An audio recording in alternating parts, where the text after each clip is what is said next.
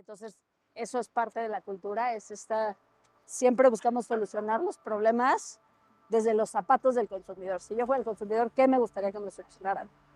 Tiene que ver con hacer lo correcto, tiene que ver con que tienes que ser lo suficientemente humilde para saber que hay gente que sabe más que tú y también para saber que muchas veces las soluciones a los problemas no vienen de las personas que te esperas, sino que las soluciones pueden estar un poquito en todos lados. La semilla de la cultura se pierde y entonces tienes que ser súper intencional en qué comunicas y cómo lo comunicas, en qué foros, cómo te haces presente cuando la organización va creciendo. Yo soy Astrid Salgado y lo que hago cada mañana para aclarar mi mente es salir a caminar. Ahora he decidido invitar a mis caminatas matutinas a GMs, CEOs, consejeros, consejeras, presidentes de consejos, para aprender de ellos y ayudarte a ti, emprendedor, a aclarar tu camino. Bienvenidos a Morning Walks, el espacio entre emprendedores y líderes de diferentes industrias. Tal como se los prometí y lo deseaba, vamos a cerrar temporada con broche de oro porque caminé con Mariana Castillo. Y les cuento un poco de ella. Mariana es cofundadora y co-CEO de Ben & Frank, una de las marcas D2C más exitosas y más queridas de México. Ella es economista por la Ibero, tiene MBA en Chicago Booth e inició su carrera en Banco de México, pero muy poco tiempo después se lanzó a emprender con una idea radical para su época, que era democratizar los lentes en México con diseño, calidad y precios justos. Y pues nada, en menos de una década, obviamente el éxito de Ben & Frank es indudable. Tienen más de 200 tiendas con más de 1,400 empleados en 3 países y han construido una cultura admirada por su obsesión con el detalle, el servicio y el humor que caracteriza a la marca. Ella es una de las voces más respetadas en e-commerce, liderazgo y escalamiento de marcas en Latinoamérica. Yo me siento súper afortunada porque he podido colaborar con ella en proyectos de talento y pues en cada proceso he aprendido mucho sobre cultura, pragmatismo, cómo toma las decisiones, cómo se involucra en cada proceso y todas las formas innovadoras que tiene de escalar talento me parecen muy muy buenas.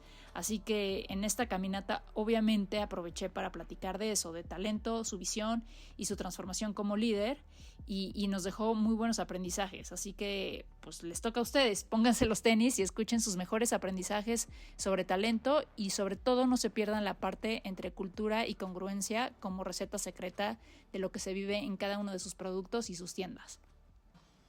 Mariana, no sabes yo creo que no dimensionas la emoción que estoy sintiendo porque normalmente pues cuando platicamos hablamos de chamba y obviamente voy a ser profesional, pero dentro de mí ahorita hay gente gritando, ¡ah! No, ¿cómo? Entonces, pues muchas gracias por querer hacerlo y sé lo que implica, bueno, más bien yo creo que yo no dimensiono lo que implica para ti tomar una hora de tu tiempo para esto, pero pues muy agradecida. Encantada, encantada. Oye, y antes de venir, estaba desayunando y me eché el video en YouTube de cuando fueron a Shark Tank. Sí. Y la verdad, o sea, me conmovió muchísimo porque hay cosas que sigo viendo en ti y hay cosas que seguramente evolucionaron y por ahí quisiera empezar como a hacer pues un recorrido de lo que ha sido estos 10 años y como los aprendizajes y por ahí quisiera empezar por saber qué parte de Mariana tuviste que dejar para ser la líder que eres hoy. Sí. A ver, es buena pregunta y quizás no es la respuesta más linda que me gustaría dar, pero creo que una parte que es difícil, pero creo que es necesaria, Sí. es yo era una persona que en mi trabajo me gustaba mucho hacer amigos. Ok. Y pasar tiempo fuera del trabajo con pues, la gente con la que trabajaba. Creo que conforme empiezas a liderar una organización, Sí. se vuelve bien difícil ser amigos de las personas con las que trabajas. Okay. No significa que no tenga una buena relación, sé qué pasa en sus vidas, estoy pendiente, porque además sí creo en liderar pues con esta vulnerabilidad, ¿no? Pero también es verdad que cuando lideras una organización que va a tener que tomar decisiones difíciles, no siempre es fácil ser amiga de las personas. Okay. Y sí me pasó, y creo que me pasó más en etapas más tempranas, que era difícil desligar la relación profesional de la personal. Y creo que con el tiempo me he vuelto mejor, pero es difícil porque pues ahora tengo menos amigos en el trabajo, ¿no? Y esa era una parte que me gustaba a mí de trabajar, Sí. que creo que he perdido. Pero pues sí, te diría que eso creo que he tenido que evolucionar como líder hacia eso. Ya. Y oye, ¿y cuándo te diste cuenta? O sea, tienes como una historia que dijiste, bueno, ya hasta aquí tengo que dejar de hacer amistades. Fue gradual, te diría, pero sí es verdad que en algún momento tuve que despedir a una persona con la que yo era muy cercana. Ok. Y me costó mucho trabajo emocionalmente. Sabía que tomar la decisión y quizás me tardé en tomar la decisión por cierto, pues sí, por la amistad, pero no porque creyera, sino porque yo quería seguir creyendo que iba a poder darle la vuelta a la circunstancia a esta persona. Claro. Y la realidad es que no. Ya. Oye, ¿y qué pensaban ustedes que sabían de talento que al final, conforme fueron evolucionando, se dieron cuenta que no, que su percepción no era correcta y que tenían que cambiar? Sí. A ver, yo creo que cuando empezamos Ben & Frank, la verdad no teníamos mucha experiencia de liderazgo, ninguno de nosotros. Ok. Yo nunca había liderado a nadie. Cuando trabajé en Banco de México, sí tuve buenos jefes, pero como el liderazgo general, yo no me gustaba la manera en la que operaba. Entonces, más o menos sabía qué no quería hacer, Sí. pero no tenía un planteamiento tan claro de lo que es el talento, reclutar, retener, conversaciones difíciles, etc. Y creo que la cosa que más me sorprendió en el proceso es cómo haces un balance Ajá. entre sí tener accountability sobre los resultados, sin tener una cultura de humillar, O sea, creo que es difícil encontrar esa manera de decir, sí te llamo la atención cuando hay errores, pero sí quiero fomentar una cultura donde hay errores porque es innovación y aprendizaje, pero tengo esta conversación en corto contigo, pero luego los demás piensan que no te estoy llamando la atención cuando hay un error. Entonces, eso creo que es de las cosas más difíciles, que yo no tenía ni idea que iba a ser tan difícil en ese proceso de liderar. ¿Y ahora cómo lo haces? O sea, ¿sigues haciendo como esas conversaciones one-on-one o como qué recomendarías hacer? Sí, yo sigo siendo de la idea de que esas conversaciones es mejor hacerlas one-on-one. Sí. Creo que he mejorado en sí plantearlo como, oye, pues hagamos un postmortem, oye, ¿qué fue lo que salió mal? ¿Por qué salió mal? E involucrar un poco a los equipos, sobre todo hacia abajo, en ese proceso, como para que no se quede esta sensación de, pues algo falló. Ajá. Y no pasó nada, ¿no? Ok. Porque si se quedan esas conversaciones tan one-on-one y tan en corto, entonces lo que me pasaba era, pues yo sé que tú la cagaste, tú sabes que tú la regaste, sí. Entonces como que casi parecía que no era necesario en cierto sentido tener la conversación, ¿no? Pero creo que el sí darle ese espacio al error, al aprendizaje dentro del error, se vuelve bien importante. ¿Y crees que la gente lo recibe bien, normalmente? Sí, mucho mejor, yo creo, la verdad. Creo que lo que es difícil es en equipos como, si hay un error de un equipo focalizado, sí. ¿Qué tanto haces ese reconocimiento del error horizontalmente hablando, no? Ese creo que todavía no sé la respuesta y me parece difícil. Ya. Oye, y justo estabas mencionando como la parte de accountability y como el control que tú tienes y normalmente pues vas evolucionando de equipos pequeños. Ahorita Ben & Frank, 1,800 personas. ¿Qué cambia de que tienes 10 personas a que tienes 100, después tienes más de 1000. Sí, o sea, creo que al final, cuando eres 10 personas que estás sentado en la misma sala, todo el mundo ve lo que haces, cómo actúas, cómo reaccionas ante las cosas, ¿no? Sí. Cuando empieza a haber jerarquía y empiezas y más en culturas remotas, diría, la gente no ve cómo actúas la mayoría del tiempo. Y entonces el predicar con el ejemplo, que era muchas veces la semilla de la cultura, Okay. se pierde. Y entonces tienes que ser súper intencional en qué comunicas y cómo lo comunicas, en qué foros, cómo te haces presente cuando la organización va creciendo. Entonces puede haber cosas desde qué puntos de contacto tienes con gente que no son las personas que te reportan directamente. Lo que haces es mandar mensajes repetitivos a la organización y qué instrumentos utilizas. Sí, a ver, desde tener presentaciones mensuales con el equipo para decir cuáles son las prioridades, qué cosas salieron bien, qué cosas salieron mal. Esa es como la más obvia que sucede en muchas empresas.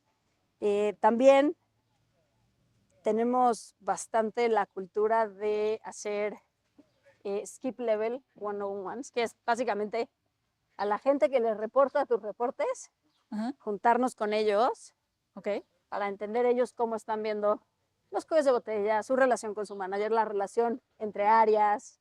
Y ese ha sido bastante eficiente. O sea, tú te sientas con los equipos de la gente que te reporta a ti. Exacto. Uno a uno. Entonces, Okay. lo hago dependiendo del nivel de seniority y de la posición. Muchas veces lo puedo hacer desde una vez cada 6 semanas hasta hacerlo una vez al trimestre o una vez al semestre, pero que siempre haya ese canal. Y sí, literal es preguntarles cómo van, qué feedback le darían a su... Tienes que tener cuidado que no se vuelva una manera de evadir la conversación directa con su jefe, Okay. pero sí darles el espacio de entender cuáles son las dinámicas, cómo está pasando, qué cosas funcionan también entre los equipos, porque muchas veces pues, los procesos los van definiendo entre esa capa de middle management, que no siempre conviven tanto, ¿no? Cuando son tus reportes directos, pues, tenemos juntas semanales, tenemos muchos espacios para convivir, mientras que en una capa abajo, esos espacios para convivir son mucho más acotados. Okay. Y además, en una cultura semi-remota se vuelve muy transaccional, donde me conecto a una junta para hablar de un problema o para hablar de algo, y hay pocos espacios para estas conversaciones, más de cómo generamos confianza, más allá de necesito resolver el problema de los lentes que no salieron. Ya. ¿Y qué les dices? En el one-on-one les dices, la intención de esta conversación es... Simplemente que tengas un espacio para platicar contigo y me ayudes a entender qué cosas te están doliendo y qué te puedo ayudar yo para ir destrabando esas cosas. Okay. ¿Y qué descubrimientos has tenido que no te esperabas, por ejemplo? Bueno, sí puedes compartir. Sí, a ver, el año pasado, por ejemplo, me fui dando cuenta de que había una persona en mi equipo que igual era momento de empezar a cambiarla, ¿no? Y creo que ese es, igual si quieres, ahorita hablamos de eso, pero creo que de esas conversaciones, sin que los reportes me dijeran cuál era, como que vas jalando el hilo y vas entendiendo el nivel de profundidad a la que se está metiendo la persona en los problemas serios del negocio. Entonces, cuando pierden esa capacidad de meterse a profundidad, pierden muchas veces la capacidad de resolver. Entonces, me puede ayudar a tomar decisiones. Que ese no es el objetivo inicial, pero bueno, sí te da un panorama bien completo de qué está doliendo al equipo. Oye, y también tienen algo súper interesante, no sé si todavía lo hacen, lo de que saben como, tienen un termómetro para la gente en las tiendas. Sí. ¿Me puedes contar en Sí, qué consiste eso? nosotros lo llamamos el pulso, pero Una vez al mes le preguntamos a la gente cómo se siente. Ok, Y es una pregunta de cómo fue tu semana, ok, y luego son 3 preguntas de seguimiento que están relacionadas a temas de liderazgo, retroalimentación, motivación. Cambian un poquito, pero en general ese es el tono. ok, Y luego tienen un campo para dejar comentarios. ok. Entonces lo que hacemos es los Una comentarios pregunta que me puedan ver. los clasificamos, Ajá. ahora ya con inteligencia artificial, Ah, como para entender la gravedad del tono. Entonces, como que puede haber comentarios positivos, puede haber quejas y puede haber quejas muy graves. ok, Entonces, a esos comentarios los clasificamos. Y luego a los líderes regionales, que son las personas que lideran varias tiendas, ujú, les damos visibilidad de cuáles de sus tiendas están teniendo señales de que el ambiente no es sano. ok. Y con eso ellos tienen una matriz para determinar la frecuencia con la que visitan las tiendas. Y esa matriz tiene que ver obviamente Ah. con alcance de metas, pero también tiene que ver con el ambiente que está viviendo la tienda en este momento. Si empezamos a ver un ambiente que se deteriora, entonces tienen que aumentar la frecuencia con la que visitan las tiendas. ¿Y tú lees esto cada semana? O sea, una vez al mes, pero sí. Ok, Todos los comentarios que aparecen ahí yo los leo. Eduardo y yo los leemos. ujú, Y sí le damos, es anónimo, pero sí podemos saber a qué área pertenece la gente. ok, Y nos ayuda mucho para dar seguimiento. Y también, por ejemplo, para áreas de oficina, pues hablamos, no sé, de repente con recursos humanos. Oye, esta área se ve que trae un ambiente pesado, al líder le está costando transmitir ciertas cosas, ayúdanos ujú, a intervenir un poquito. ok, Y con las tiendas, pues sí, normalmente se convierte en una conversación. Oye, a veces es difícil ya cuando tenemos más de 200 tiendas, sí, pero sí cuando vemos comentarios de cosas que no representan la cultura, pues en ese momento sí, pues oye, es una conversación con Paulina, quien lidera las tiendas, y decirle, oye, me quedé preocupada por este comentario, ¿qué crees que esté pasando? Y sí, como convertirlo en una parte de la agenda sí, del seguimiento que tenemos con las tiendas. ya. Oye, ya me estoy metiendo mucho allá de detalle, pero me interesa demasiado. Es una aplicación donde... No, lo hemos hecho nosotros. Literal es una encuesta, como con un Google Form, Ok, y de ahí tenemos un equipo de datos que ya tiene hecho el dashboard, pero que lo captura y ya tiene el análisis de sentimiento de los comentarios categorizados. ya, ok. Y Teníamos una aplicación, pero era Sí. carísima, entonces la botamos. ya, La idea salió de ahí, pero ya Sí. tuvimos Ok. que evolucionar. ok, está bueno eso. Oye, y te he mencionado 1000 veces en este podcast. Y cuando luego hice un esfuerzo y un compromiso conmigo misma de ya no voy a mencionar a Mariana en cada episodio. Y el día que lo prometí, ese día un entrevistado te mencionó a ti. O sea, yo sí, ya. O sea, pero Estoy muy choteada ya. Pero cuando te mencionaba era porque decía que a mí lo que me impresionaba era el manifiesto de Ben and Frank, porque cuando lo leí, o sea, te conocí una vez, lo leí y para mí era muy evidente que ahí estaban plasmados tanto tú como Eduardo, Ajá. como que parecía que lo podía hasta leer con sus voces, ¿me explicó? Y quiero saber cómo lo hicieron, porque normalmente lo que siempre veo en los manifiestos o en los valores es a lo que aspira a ser la gente y no lo que es. Y ahí creo que es un error, pero hay gente que me dice, no, es que sí lo debes de hacer aspiracional, porque Sí. es como tu timón, cuando las cosas se ponen feas, hacia dónde quieres ir. Sí. Pero la verdad es que cuando las cosas se ponen feas, actúas como eres. ¿Cómo hicieron ese manifiesto y cuál crees que es el ingrediente de que es muy fácil percibir que está bien hecho? No me acuerdo, lo hicimos hace tanto. Justo cuando me buscaste, ¿Sí? saqué el manifiesto Ok. hace unos días. Ah, ok. Y dije, este manifiesto tiene muchos años. Sí. Y dije, chance es momento de darle un twist. Nos sentamos Majo, Eduardo y yo en ese momento. Ok. Y un poco empezamos a escribir cuáles eran las cosas que para nosotros eran en común entre los tres y que no eran negociables. Y bueno, tiene que ver en parte con ser una empresa orientada al consumidor. Okay. Y entonces eso es parte de la cultura, siempre buscamos solucionar los problemas desde los zapatos del consumidor. Si yo fuera el consumidor, ¿qué me gustaría que me solucionaran?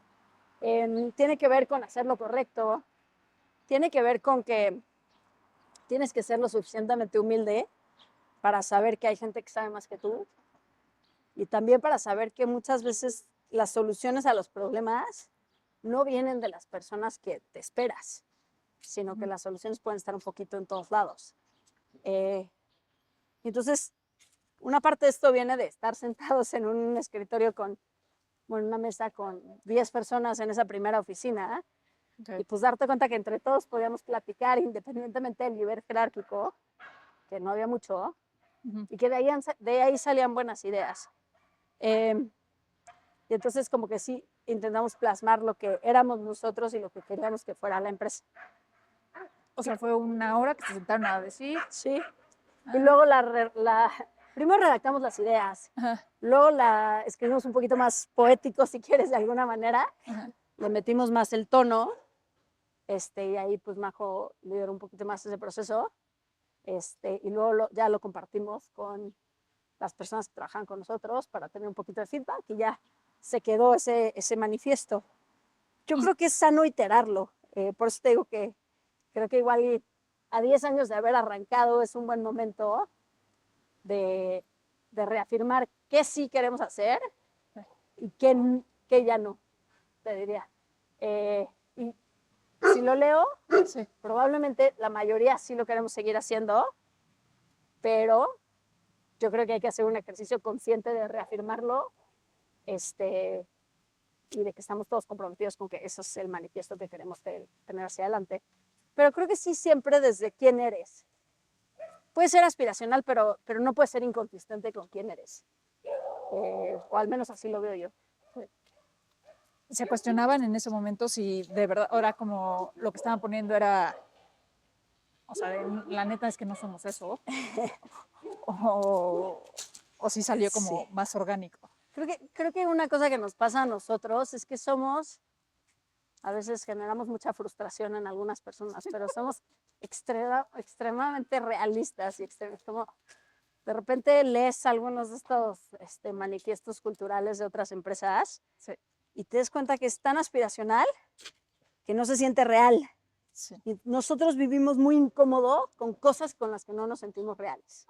Y entonces, cuando lo escribes, si nos sentíamos incómodos, pues lo acabábamos sacando. Entonces acabábamos siempre con un manifiesto que era muy nosotros, porque si lo ponías demasiado, o sea, no elevado, pero sí, no sé si es aspiracional ni siquiera. Demasiado vendedor, no lo sentíamos auténtico y entonces creíamos que no iba a generar apego. Por eso, porque la gente nos veía a nosotros como actuábamos. Claro. ¿Y en qué momento, no sé si lo sacan, pero lo meten, por ejemplo, en las entrevistas para identificar gente que se afina a la cultura, o para qué lo usan? Sí, en las entrevistas no lo metemos tan directamente, pero básicamente nosotros cuando entrevistamos hacemos 2 tipos de entrevistas. Casos técnicos, para todos los puestos, o sea, un puesto de recursos humanos tiene un caso técnico también. Ok. Y entrevistas de competencias.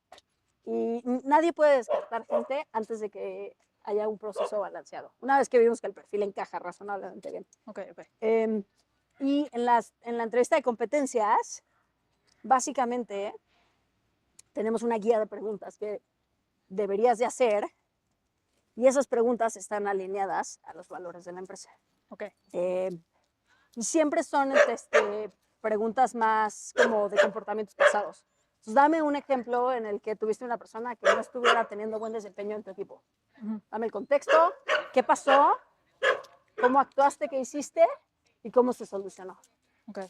Y entonces es muy los ejemplos puntuales, ¿no? Y ahí ir profundizando, ¿no? Y no te importa si la persona acabó despedida o logró darle la vuelta. Lo que quieres es entender la manera en la que piensa la persona que estás contratando. Esto para alguien que va a tener un rol de manejar gente, ¿no? Por ejemplo. También puede ser, cuéntame de un liderazgo informal, de un proyecto que tomaste que no te correspondía, etcétera, ¿no? Siempre hacia atrás. Ok. Y todos hacen las mismas preguntas, o sea, todos tienen como las 2 etapas en la entrevista, o más bien alguien se encarga del caso técnico, alguien se encarga de las preguntas por competencias. Tenemos como roles. Entonces, yo entrevisto por competencias, Eduardo entrevista caso, y así todo el mundo tiene roles asignados, y nos ha funcionado bastante bien. Ok. ¿Y cómo te das cuenta si alguien o sea, qué preguntas son tus favoritas para ver si hacen fit con la cultura y con Ben & Frank? Yo siempre pregunto que si le hablara a tu antiguo jefe o líder, que qué me diría de ti. Y normalmente intento saber quién es el jefe o líder, como para decirle, oye, si le hablo a Alberto, ¿qué me diría de ti? Como para que sientan que yo chance conozco a Alberto. Y me gusta porque uno te da self-awareness, te dice si la persona tiene self-awareness. Sí. También te dice abiertamente cuáles son sus áreas de trabajo. Y tú, conociendo el rol, sabes si esa área de oportunidad es muy relevante o no es tan relevante, ¿no? Entonces, si alguien te dice, oye, me cuesta llevar equipo, es un rol con 8 reportes directos y 70 indirectos, pues entonces quizás no es la persona correcta, ¿no? Para ese rol. Sí. Que creo que siempre que entrevistas a alguien, se trata de si es la persona para el momento puntual, para el rol puntual. Hemos tenido gente que hemos entrevistado y que luego hemos vuelto a llamar porque las cosas cambiaron de alguna manera u otra. Entonces, creo que siempre eso es parte de lo que busco entender, el cómo tratan a la gente en situaciones difíciles. Sí.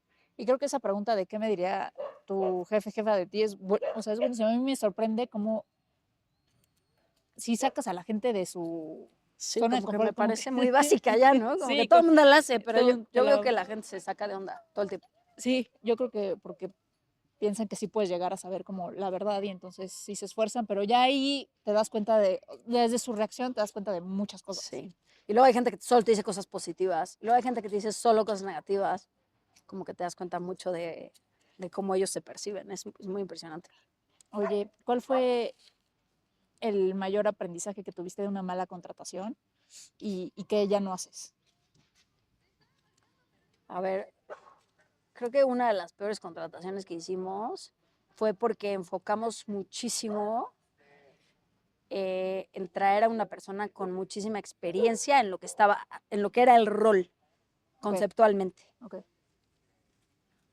Pero lo que no dimensionamos es que todavía estábamos en un punto de sistemas y donde necesitábamos a alguien que co-creara realmente el rol más que lo operara. Y creo que esa ha sido un poco la historia en Ben & Frank, ¿no? Cómo vas cambiando entre gente que necesitas que sean operadores, ejecutores, versus gente que tiene que ser creativa en las soluciones y proponer procesos y todo eso. Y creo que contratamos a una persona bastante senior que tenía sobre papel, tenía la descripción de puesto correcta, pero la etapa del negocio no era para él. No era una persona que se iba a meter a arreglar él los sistemas que estaban fallando, o que lo que estaba fallando que lo iba a subsidiar él armando un Excel, ¿no? Que era un poco... Y entonces esa contratación la hicimos pues probablemente muy con base a currículum. Okay. Y nosotros siempre intentamos no entrevistar vía currículum. De hecho, mucha gente se frustra cuando entra a trabajar con nosotros porque no dejamos que vean los currículums antes de entrevistar. Okay. Les hacemos entrevistas a ciegas a la mayoría de la gente. Cuando eres el hiring manager tienes un poquito más de contexto para decir esta persona sí aplica o no aplica.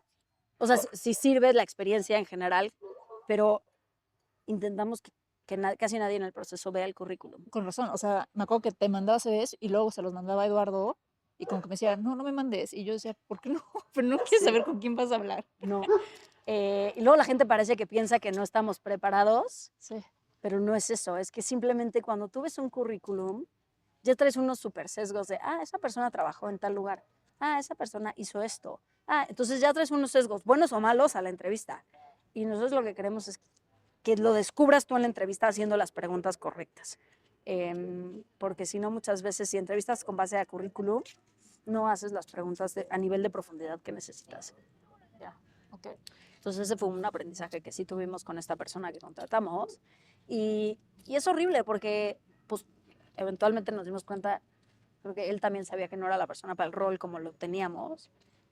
Y pues tienes que despedir a alguien que es muy costoso para la persona, es costoso para ti porque encontrar un reemplazo, pero el error vino desde no entender cuál era la necesidad real del negocio en ese momento puntual. Ok, o sea, lo que no necesitaban era alguien super senior. O sea, lo que les estaba, querían tener la seguridad por alguien que tenía mucha experiencia, pero en realidad cuando llegó ya no lo pudo hacer.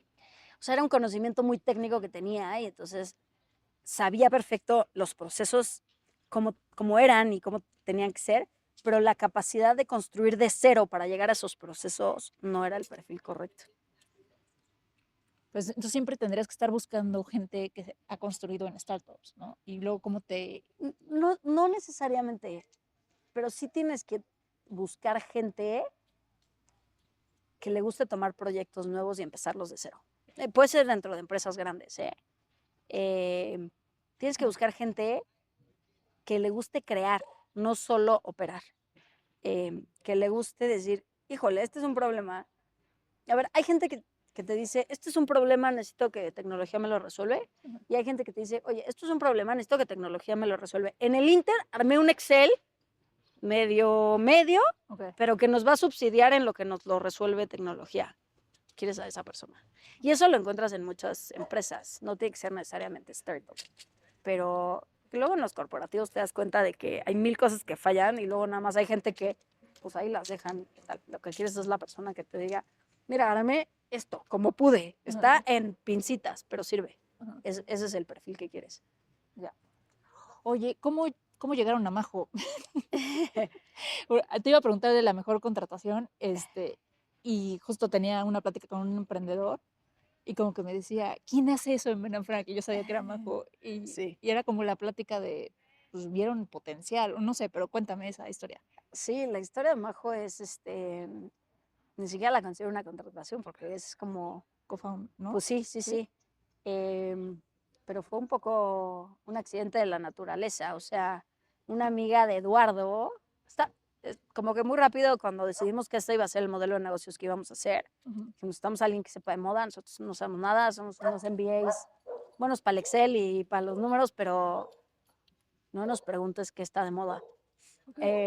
O cómo crear una marca, o cómo la parte soft de marketing y así. O sea, empezamos a preguntar así entre nuestros amigos, oigan, queremos a alguien que tenga un perfil pues, más creativo, y una amiga de Eduardo le dijo, yo iba en la escuela, literal en primaria, con una cuata que era muy creativa y creo que los últimos años se ha dedicado a temas de moda. Si quieres te la presento. Y literal, así nos presentaron a Majo. Hablamos con ella por Skype. Wow. Skype. 10 años. Y Majo apareció así. Y fue como, pues tiene todo el perfil que necesitamos. Algo que hicimos bien, creo, es que en ese inicio, como que el plan que se hizo con Majo fue, Majo, si tú fueras a hacer este proyecto de iniciar una marca, todo esto, ¿cuánto nos cobrarías? Como si no fuera a ser socia. Y luego el acuerdo fue, ok, nuestro objetivo es que después de armar esta marca, en estos 3, 4 meses que tenemos ahorita, tú seas socia fundadora. Si no nos entendemos bien, a ti no te gusta trabajar con nosotros, a nosotros no nos gusta trabajar contigo, te vamos a pagar lo que nos quoteaste. Y si nos entendemos bien, entonces este es tu paquete de acciones como fundadora. Entonces eso funcionó muy bien porque dio una oportunidad de conocer cómo podíamos trabajar juntos. Y creo que claramente somos un perfil mega diverso, pero somos muy afines en muchas cosas de valores y de cómo queremos llevar la empresa, la marca, ¿no? Y entonces em, creo que en eso somos muy compatibles. Y creo que la otra cosa en la que somos muy compatibles es que en general tenemos una capacidad de reírnos de nosotros mismos y de tomarnos la vida un poco más a la ligera. O sea, no la vida, pero como al final del día, pues estás haciendo lo mejor que puedes y eso es lo que hay, ¿no? Y entonces tampoco tomarte demasiado en serio tú todo. Ya. ¿Y cómo decidieron tú y Eduardo trabajar juntos? O sea, porque me imagino que también fue algo así de, si nos llevamos bien. Eduardo y yo, Eduardo trabajó con mi esposo en consultoría Ah, ok. antes del MBA. Y luego estuvimos en el MBA juntos, mi esposo, Eduardo y yo. Ok. Eduardo y Benny eran los que iban a emprender y yo solo les iba a ayudar. Eh, Eduardo y yo coincidimos en muchísimas clases en el MBA, accidentales, y estábamos siempre en los grupos de trabajo juntos. Como que era súper fácil trabajar juntos, la verdad. Ok. En todas las clases trabajamos muy bien juntos.